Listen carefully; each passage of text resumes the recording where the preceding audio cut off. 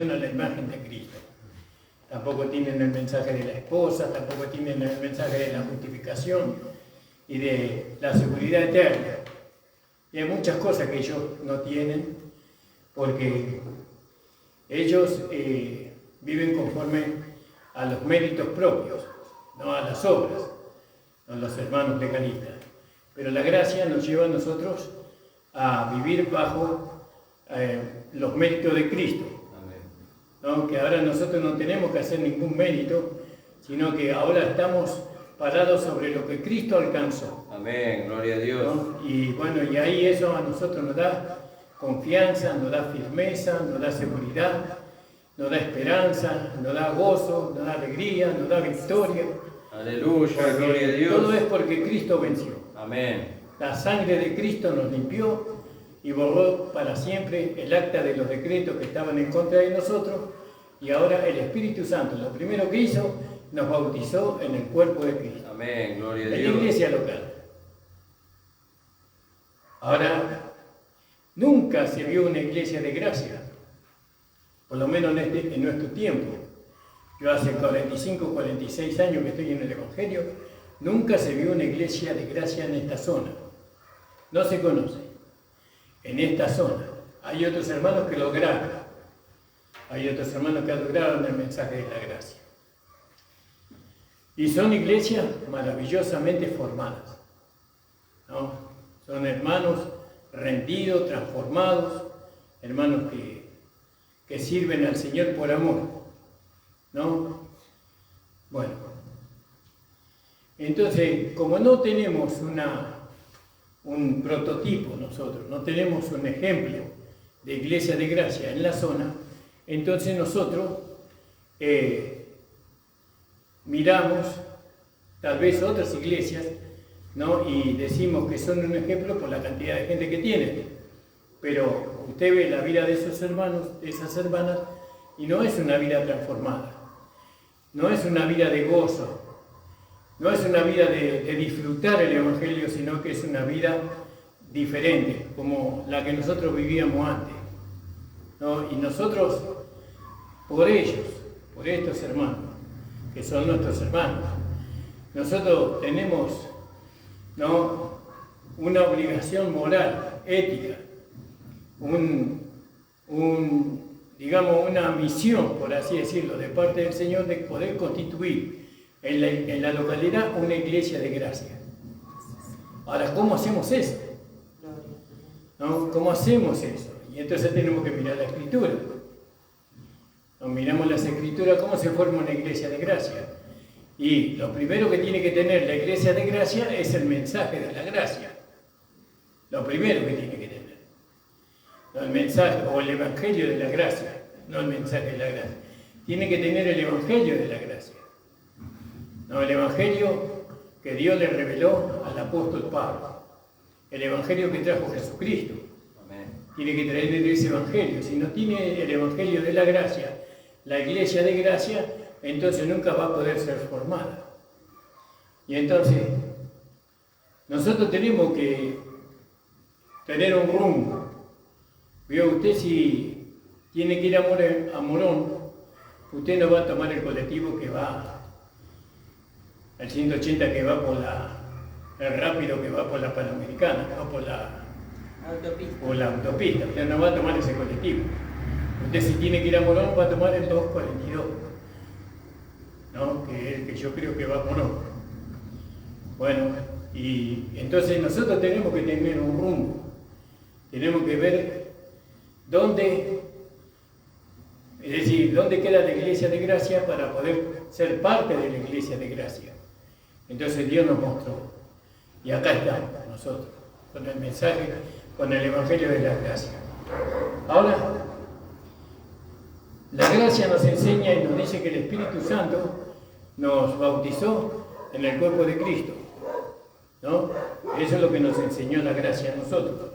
Como dice ahí en el capítulo 12 de Romanos. Dice: hermanos, ruego por la misericordia de Dios que presentéis vuestro cuerpo en sacrificio vivo, santo, agradable a Dios, que es vuestro culto racional. Y Ustedes van a ver que, por ejemplo, nosotros, cuando éramos legalistas, nosotros teníamos culto de lunes a lunes, todos los días. Nunca faltábamos a los cultos, jamás. Para nosotros faltar a las reuniones de la iglesia era algo impensable.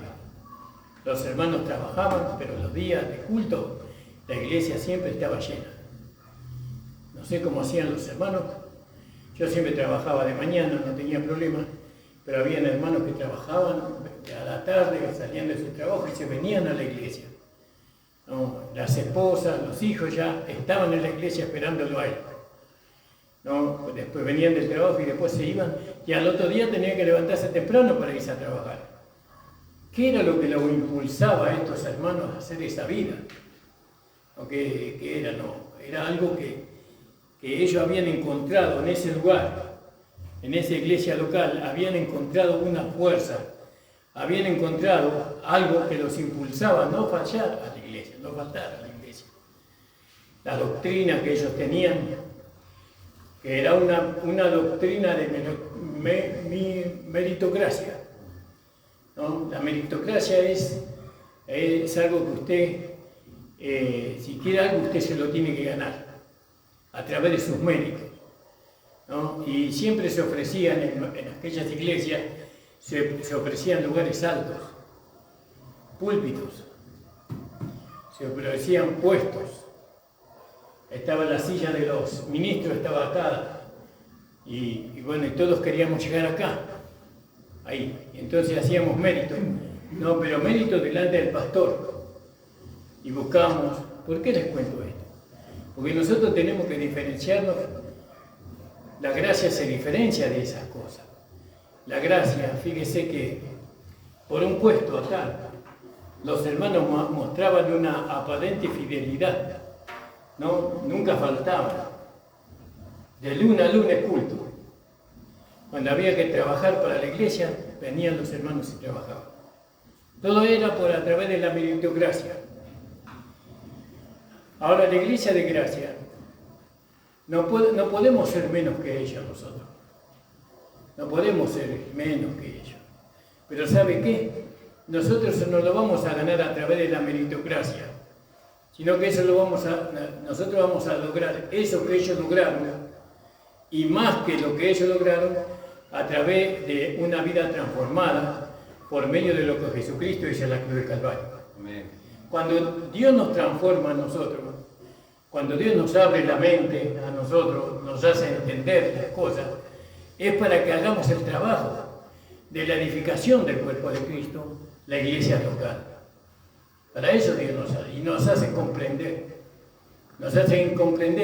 que nosotros nos debemos a la iglesia, nos debemos al cuerpo. ¿Vio? Porque los miembros del cuerpo dice que se cuidan los unos a los otros. No hay un miembro del cuerpo que se gobierna a sí mismo en nuestro cuerpo. No hay uno que diga, no, yo hoy hago esto, no quiero participar. No, están tan unidos que el cuerpo entero funciona. Y entonces, ¿qué manifiesta el cuerpo? La salud, la vida que está en el cuerpo. Si el cuerpo está enfermo, va a manifestar la enfermedad. Si el cuerpo está sano, va a manifestar que está sano, que está fuerte. Pero todos los miembros del cuerpo ayudan para que se manifieste lo que hay en el cuerpo. Eso queda claro, ¿no? Eso es en lo natural y eso es en lo espiritual. Por eso el apóstol Pablo, cuando él nos lleva ahí, porque él nos va llevando, de a poco nos va llevando, por la carta de 1 de Corintios, nos va llevando a que nosotros entendamos que somos miembros del cuerpo de Cristo. Y fíjese en el capítulo 1 de 1 de Corintios, dice en el capítulo 1, versículo 4, gracias doy a mi Dios siempre por vosotros y por la gracia de Dios que os es dada en Cristo Jesús, que en todas las cosas sois enriquecidos en Él, en toda lengua y en todo conocimiento. ¿No? Y en el versículo 10, Os ruego, hermanos, por el nombre de nuestro Señor Jesucristo, que habléis todo una misma cosa y que no haya entre vosotros disensión, antes seáis perfectamente unidos, ¿no? En una mente y en un mismo parecer. Perfectamente unidos. Y nosotros vamos a Colosenses, ¿no? En el capítulo 3, donde hemos aprendido por medio del Evangelio de la Gracia qué es lo que nos une a nosotros, perfectamente, ¿no? ¿Qué nos une? Y dice el amor, ¿no? Porque dice en el capítulo 3 de Colosenses, en el verso 14, dice, y sobre todas estas cosas, vestido de amor, el cual es el vínculo perfecto. Es el vínculo, es decir, donde estamos unidos, ahí estamos unidos en el perfecto amor. ¿Cuál es el perfecto amor? Cristo en nosotros como vida. Él es el amor que está en nosotros. Y si nosotros nos dejamos guiar por Cristo, entonces vamos a lograr lo que dice Pablo acá en Corintios, en el versículo 10, que habléis todo una misma cosa y que no haya entre vosotros disensiones, antes seáis perfectamente unidos en una mente y en un mismo parecer. Contra esto que Pablo desea para nosotros, o que Dios desea para nosotros, el diablo se va a levantar. El diablo no va a permitir bajo ningún punto que nosotros lleguemos a lograr esto. Porque si se logra esto, se logra la edificación de la iglesia local. Se logra eso. ¿Y eso qué va a pasar con Satanás en el barrio? ¿Qué va a pasar con la droga? ¿Qué va a pasar con la delincuencia? ¿Qué va a pasar con los hogares que se separan? ¿Qué va a pasar con aquellos hombres que engañan a sus esposas? Eso de a poco va a ir desapareciendo porque la iglesia va creciendo. Amén, gloria a Dios. La gloria de Cristo va creciendo en el barrio, ¿no? Va creciendo y alcanza ese beneficio, así como el sol sale para buenos y malos, así en la medida que nosotros vamos creciendo, como dice que la gloria es como la aurora, que va en aumento cada día, ¿no? Cada día va en aumento. Ahora, nosotros somos la gloria que tiene que hacerse grande. No, nosotros con la gracia, nosotros con Cristo. Entonces, fíjese, hermano amado, no sé si usted me está entendiendo, si está siguiendo el hilo de lo que vengo hablando, ¿no? Que Satanás se levanta contra la iglesia de la localidad, poniéndonos entre nosotros, disensiones, peleas y todo eso. Pero nosotros ya hemos pasado por ahí. Ahora hemos vencido, por así decirlo, ¿no? Y mi esposa siempre nos dice que cuando nosotros vencemos, tenemos que ir al lugar de debilidad. Tenemos que ir a la cruz, porque la cruz es el lugar de debilidad. Amén. Y ahí se manifestó el poder de Dios, a través de un hombre débil, como Jesús, un hombre que no se defendió, un hombre que no clamó a Dios para que dos legiones de ángeles vinieran y lo rescataran, sino que lo soportó todo. Ahí tenemos que ir, a la cruz, ¿no? Para poder recibir fuerzas. Entonces, usted va a ver que, por ejemplo, en la edificación del cuerpo de Cristo, la iglesia local, los hermanos en su experiencia, cuando vienen a la gracia, tienen una experiencia. Y ellos comienzan en Romanos. Y en Romanos ellos se conocen en Cristo. Tienen un nuevo documento de identidad. Ya ellos no son Juan, Pedro, Antonio, no. Ahora ellos son hijos de Dios. Y ahora ellos saben que son santos, que son justos y que son perfectos. Y saben que tienen una vida poderosa en ellos. Porque es la vida del Padre, que esa vida de Dios, el Padre a Jesucristo, para que Él pudiera resucitar. Y esa vida resucitada la tenemos nosotros. Bueno, con esa vida edificamos la iglesia, con la vida resucitada de Cristo. Entonces nosotros vamos aprendiendo por medio de la Escritura y vamos experimentando, ¿no? No sé si a usted le pasó. Usted estuvo en un tiempo en Romanos, ¿no? Y se gozó en Romanos, se gozó, nos gozamos todos. Lo que nosotros somos en Cristo, lo que Cristo hizo por nosotros, nos gozamos del nuevo nacimiento, nos gozamos de la justificación, de todo lo que dice Romanos, ¿no? Que Él nos dio victoria sobre el pecado. Pero después de habernos gozado, entramos en Corintio.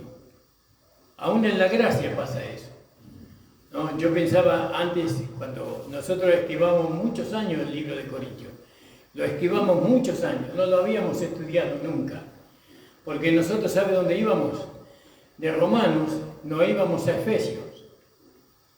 ¿Y qué dice en Efesios? Que Cristo nos sentó juntamente con Él en los lugares celestiales, y ahí nos veíamos nosotros. Entonces no necesitábamos pasar por Corintio, ¿vio? Pero no nos dábamos cuenta. Acá había como 80 hermanos, 100 hermanos, estábamos acá todos congregándonos aquí.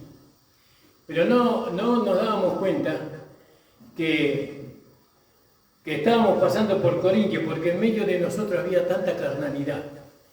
Si bien la gracia nos había cambiado un poco la mente, ya no nos veíamos como pecadores, no nos veíamos como carnales, no nos veíamos como personas que teníamos deudas con Dios, sino que veíamos que Cristo la había saldado por nosotros. Sin embargo, entre nosotros habían conflictos, entre los hermanos habían conflictos, entre ellos y había conflicto con el pastor.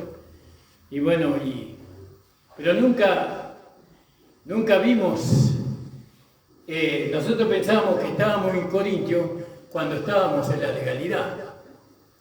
Creo que en la legalidad hay problemas, hay dificultades, los hermanos se pelean, los hermanos no se aman, se tratan de una manera carnal y todo eso.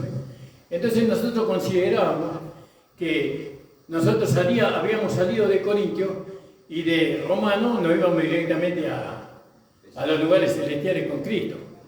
Así era nuestro pensamiento, hasta que el Señor nos llevó por medio de lo que experimentamos en la iglesia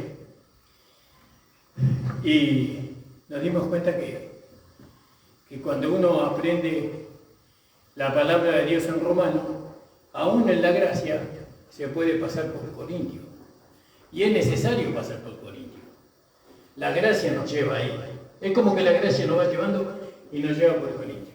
Pero no nos lleva por Corintio para que nosotros hagamos una casa ahí, nos quedemos a vivir ahí, sino para hacernos ver a nosotros, ¿no?, lo que está en nosotros todavía, que está la carne en nosotros, no lo que es la vida práctica, ¿no? Que a pesar de que hemos creído en todo lo que dice el libro de Romanos, todavía nuestra experiencia todavía es con la carne todavía. Queríamos ganar, nosotros queríamos ganar por medio del esfuerzo, por medio de nuestros méritos, queríamos ganar, ¿no?, nuestra santificación, queríamos ganar nuestra comunión con el Señor. Entonces Dios nos hizo ver el libro de Corintios, lo hemos leído, primera y segunda de Corintios, salimos de Corintios y no nos quedamos en Corintios, seguimos avanzando a pesar de todo lo que pasó, seguimos avanzando y entramos en Gálatas, ¿no? Y ahí en Gálatas nosotros se nos aclaró la mente, ¿no?, sobre la circuncisión, sobre la ley, ¿no?, sobre la gracia, entró mayor entendimiento en nosotros, ¿no? Pero todavía nuestra vida real, nuestra vida práctica, no era lo que se esperaba, no lo que la gracia quería de nosotros, sino que todavía éramos niños, ¿no?, y éramos conducidos por un espíritu de error. Y así estuvimos, porque nosotros recibimos la gracia hace 29 años. 29 años. Tras que no teníamos maestro, no teníamos quien nos enseñara la gracia, buscábamos maestros que nos enseñaran la gracia, nadie se preocupó por nosotros. Y eso fue de Dios. Nosotros teníamos que Dios quería tratar con nosotros de una manera especial y queríamos mostrarnos cosas que los que estuvieron antes en la gracia, antes que nosotros, no lo alcanzaron a ver y que Dios nos mostró a nosotros. Por ejemplo, la muerte del hombre viejo. Por ejemplo, el cuerpo de pecado crucificado y que ahora tenemos un tesoro en vaso de barro. Eso Dios nos mostró a nosotros. Bueno, seguimos avanzando. Creo que es necesario pasar por Romanos, es necesario pasar por Corintios y es necesario pasar por Gálatas, ¿no? Y ahora llegamos al Efesios. Y en Efesios ahí aprendimos a sentarnos con Cristo en los lugares celestiales. Y en Efesios ahí entendimos, ¿no? Entendimos los ministerios dentro del cuerpo de Cristo. ¿No? Porque Dios constituyó, aunque lo decía en Corintios, ¿no? En Corintios 12 dice, ¿no? Que Dios que nuestro Señor Jesucristo pone los ministerios, ¿no? Y el Espíritu Santo hace los milagros, pone los dones, pero los ministerios los pone el Señor, según 1 Corintios 12, dice,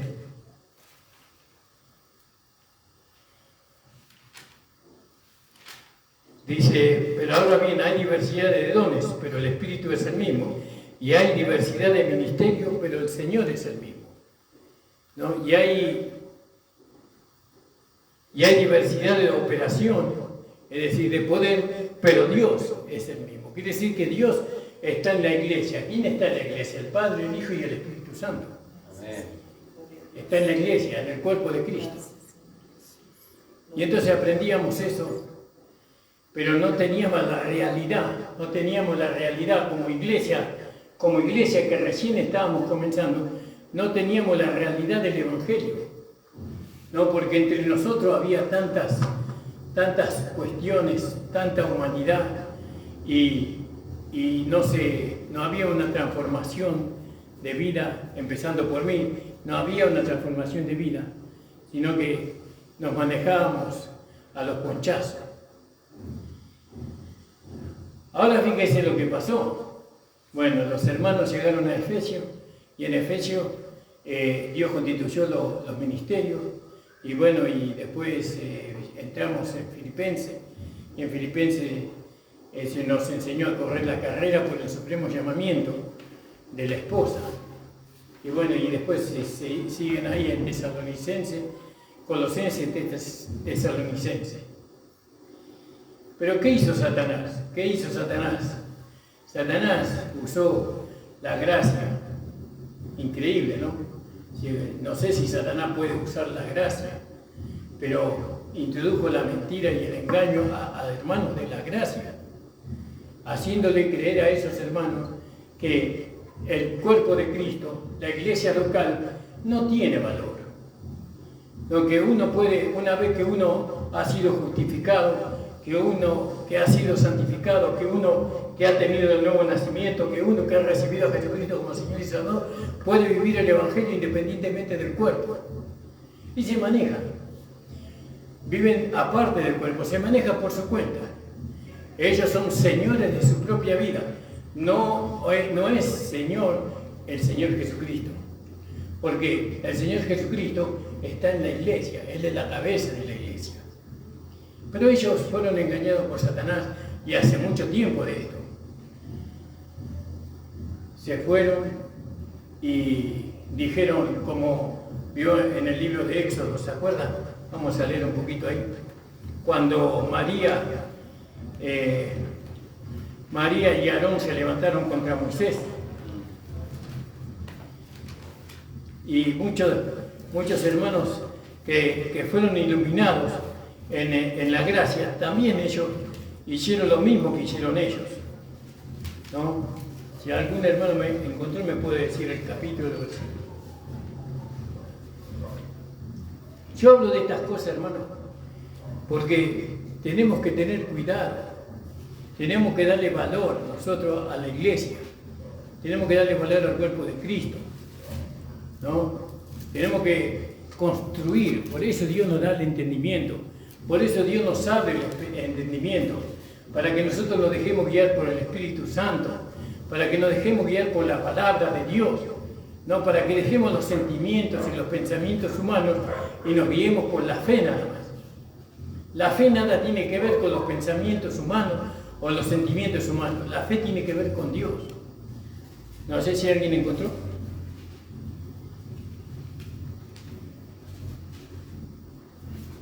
Creo que ellos ya habían cruzado el Mar Rojo, ¿no? ¿Puede ser número 12? No, tenemos que dármelo seguro, Nico. Entonces,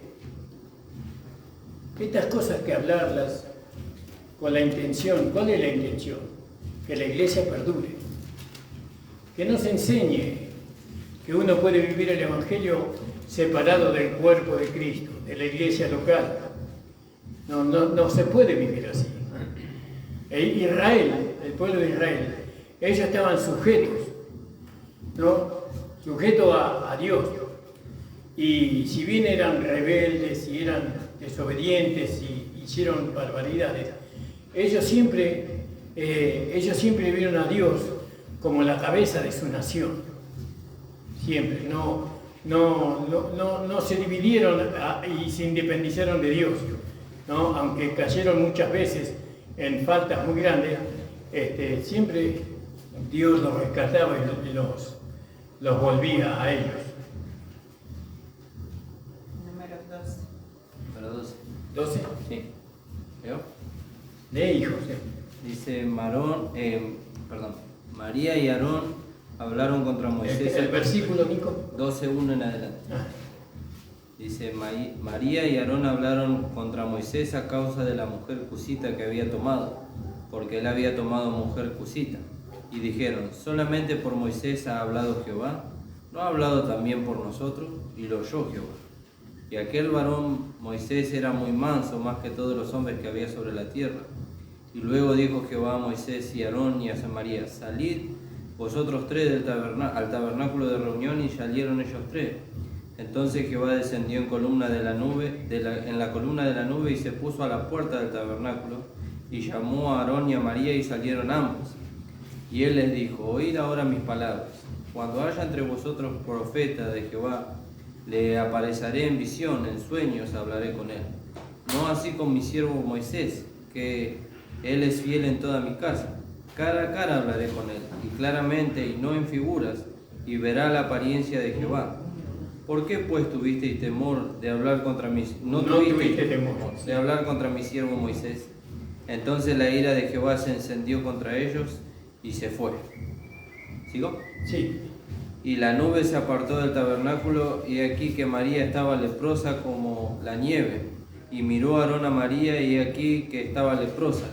Y dijeron a Moisés, Señor mío, no pongas ahora entre nosotros este pecado, porque locamente hemos actuado y hemos pecado. No puede ella ahora como el que nace muerto, que al salir del vientre de su madre tiene ya medio consumida su carne. Entonces Moisés clamó a Jehová diciendo, te ruego Dios que la sanes ahora. Y respondiendo Jehová a Moisés dijo, pues si su padre hubiera escupido en su rostro, ¿no sería avergonzada por 7 días? Sea echada fuera del campamento por 7 días y después volverá a la congregación. Así María fue echada del campamento 7 días y el pueblo no pasó adelante hasta que fue reunida con ellos. Amén, gracias. Acá hay un ejemplo, ¿no? Por eso miramos las figuras. Para poder entender la vida de la iglesia tenemos que mirar las figuras, ¿no? Acá Moisés representa a Cristo, al Señor Jesucristo representa, al Señor Jesús como Salvador, ¿no? A Él representa. Y estos pensaron que como Dios los había usado a ellos, ¿no? Ellos podían sobrepasar a Jesús, podríamos decirlo así, sobrepasar la enseñanza de Jesús, o la enseñanza, porque dice, con Moisés hablaré cara a cara, dice, pero con ellos Dios no hablaba cara a cara, aunque los usó. Entonces nosotros tenemos la iglesia que no se edifica en el temor de Dios, porque lo que produce temor en la vida de los cristianos, ¿sabe qué? Dios. Dios produce temor. Y Dios produce temor, un temor reverente, ¿no? No miedo, un temor reverente de lo que produce la palabra de Dios. Nosotros tenemos que sentir temor en ir en contra de lo que Dios dice. Tenemos que... Porque tal vez no vayamos a quedar leprosos como María, ¿no? Pero sabemos que la paga del pecado es la muerte. Amén. Y con la muerte nosotros perdemos parte de nuestra herencia. Lo que podíamos haber alcanzado no lo vamos a alcanzar. Entonces, estas personas que recibieron la gracia, porque ellos fueron salvados, María fue salvado de la esclavitud de Egipto, y Dios la usó, y Dios usó a Aarón después de haber sido salvados, ¿no? ¿Y cómo fueron salvados? Por gracia fueron salvados ellos. Amén. Porque la ley fue dada después de que ellos caminaron 30 años sobre el desierto. Después de 30 años. Ellos todavía estaban bajo la gracia. Fueron salvados por gracia. Y ellos creían que podían guiar al pueblo de Israel como lo hacía Moisés. Y no fue así. Entonces este tipo de orden, eso también se tiene que establecer en la iglesia. Tiene que haber un temor reverente en nosotros, ¿no? Tiene que haber un temor. Porque sin ese temor, y eso nosotros tenemos que enseñarlo a nuestros hijos, tenemos que enseñarlo, no, hijo o hija, vos tenés que ser temorosa de Dios, ¿no? La enseñanza que se da en la iglesia no es la del pastor, es la de Dios. Porque el pastor predica la palabra de Dios y vos tenés que tener reverencia a eso. Bueno, y todas esas cosas.